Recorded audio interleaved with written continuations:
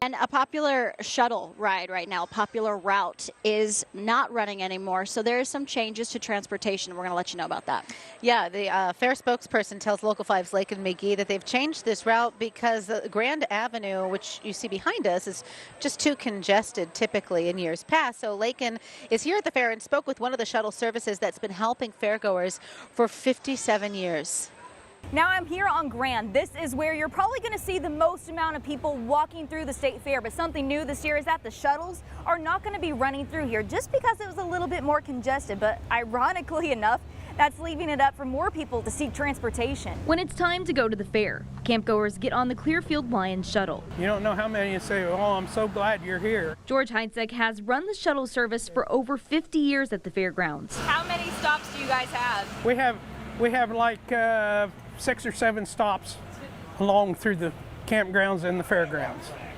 And this year we're stopping at Pioneer Hall because those other shuttles used to shuttle people up there. And that's because they're not running the shuttles through Grand anymore? Yes. And shuttle riders like Sherry are happy about the service. It takes 64 drivers a day to run all 8 buses. But with new security checkpoints, the shuttles have run into a bit of a crowding on the routes. So many people coming in that they said they were lined clear up to the fence, way up the hill, which also congests factors of getting through the gate. But for Delbert and Caroline 5, I just hope it cools down a little. they don't mind what's new this year. The shuttle buses are great.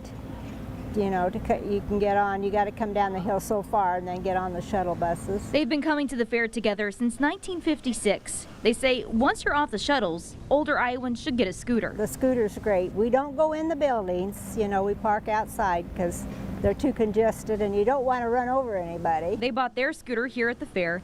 You can also rent them for a day. Now the Clearfield Lions shuttle does have buses running each route that is handicap accessible. And also there are different places around the fairgrounds where you can rent those scooters once you get off the shuttle. Reporting at the State Fairgrounds, I'm Lake and McGee, Local 5 News, Weir, Iowa.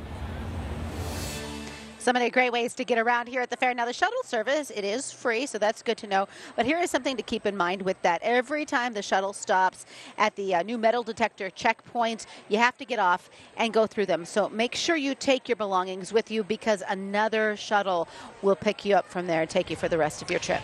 And if you're planning your trip to the Iowa State Fair, you want to get on weareiowa.com first. We cover what you need to know before heading out the door, including ticket prices, what foods to expect, the concerts you can see, and even how to prevent your kids from going missing. And you want to download the We Are Iowa app. Now you can scan the QR code you see there on your screen to get it. It has the news and weather you need, along with the ability to send us your Iowa State Fair pictures.